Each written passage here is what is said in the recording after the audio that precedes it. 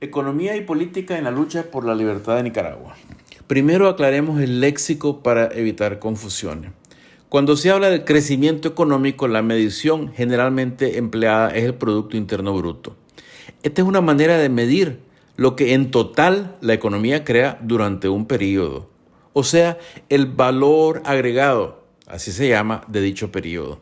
La idea es que vivimos de esa nueva producción, que para sobrevivir y para acumular ahorros y riquezas necesitamos tomar lo que ha sido producido antes y transformarlo en algo de mayor valor. Tomás la semilla que vale X y la convertís en una cosecha que vale 4 veces X. De la diferencia, 4 menos 1, es que se pagan salarios, ganancias empresariales, rentas e intereses a los diferentes participantes en la economía.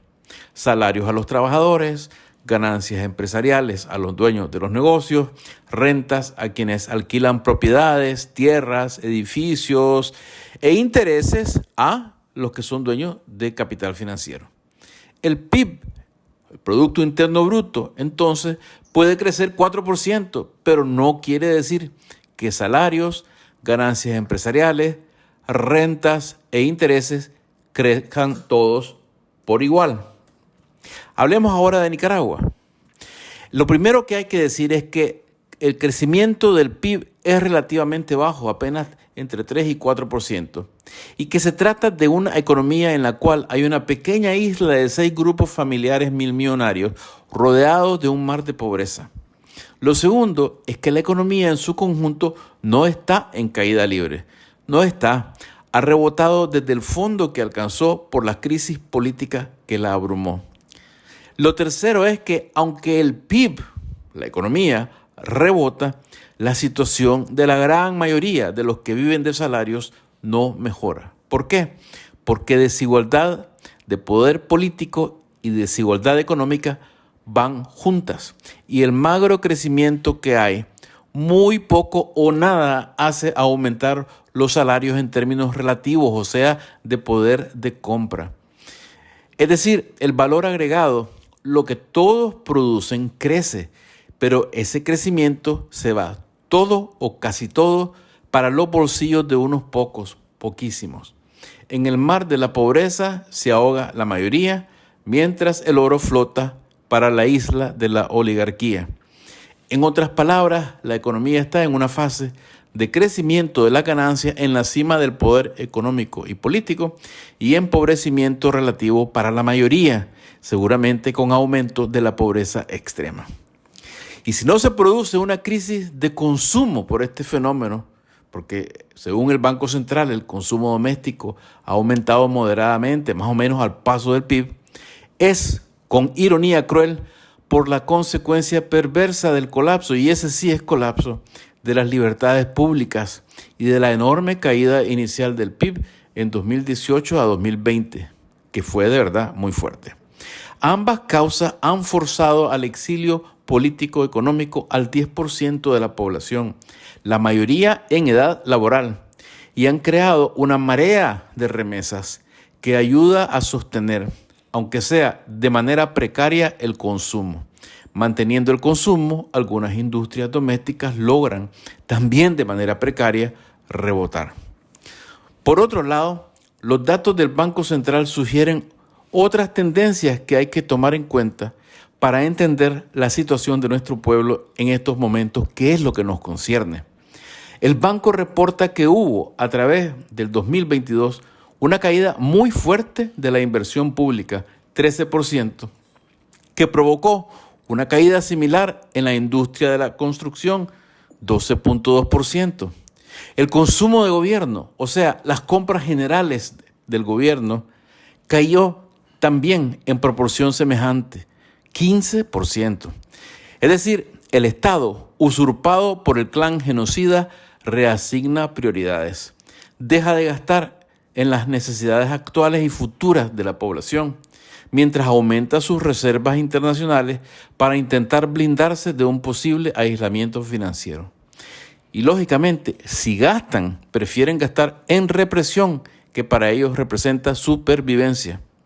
Esto queda más que demostrado en la disparidad que reporta el banco ante el crecimiento del PIB para todo el año 2022, 3.8%, y el crecimiento de la cuenta de Administración Pública y Defensa, que creció apenas 1,5%, según dice el Banco Central, como resultado de mayores servicios prestados por el gobierno a la población.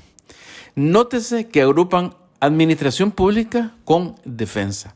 No hace falta ser muy imaginativo para saber cuál de las dos se lleva la mayor tajada. Y aún de administración pública puede razonablemente especularse que el gasto no es para mayor eficiencia de los servicios no represivos del Estado. Por otro lado, la inversión privada apenas avanza y lo hace muy por debajo del promedio de crecimiento del PIB, expandiéndose solo 2.8%.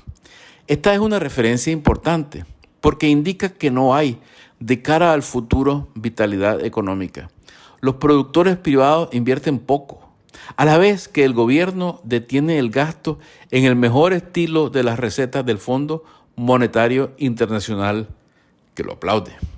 Aquí aprovecho para recordar al público, especialmente a aquellos que mal caracterizan al régimen, y es importante caracterizar, es decir, entender la naturaleza del enemigo como socialista o de izquierda. No se trata de defender tal o cual membrete o de atacarlo. Hay que entender contra qué luchamos.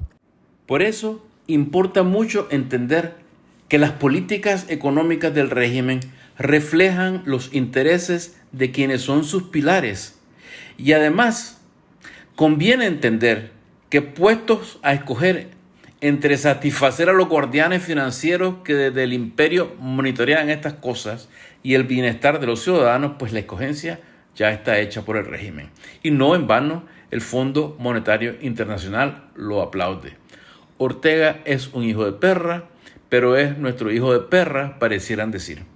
A fin de cuentas, los dictadores de turno aplican políticas neoliberales extremas que protegen el status quo, que es el de una economía extremadamente desigual, con una oligarquía de media docena de familias que continúa, aunque haya tropiezos y peligro, recibiendo beneficios.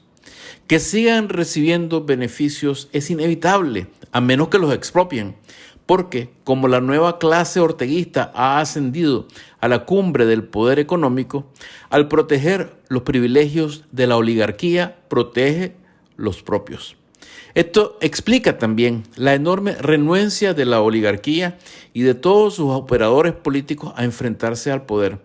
Esto explica casi 6 años de hablar de diálogo y elecciones.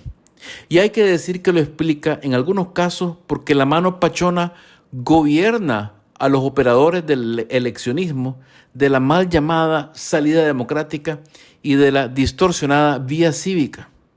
Pero en otros casos porque hay opositores que, aunque en privado no son electoreros, temen al poder del gran capital o sencillamente temen que, pase lo que pase, poderoso caballero de don dinero, y por eso apuestan a que el sistema de poder que crea dictadura va a sobrevivir y ellos quieren caer como los gatos.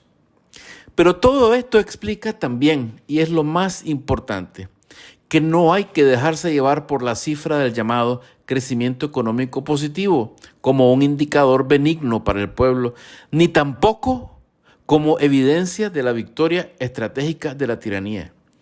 Esta sigue arriesgando un costo político con tal de mantener su pólvora económica seca y defender su supervivencia como régimen.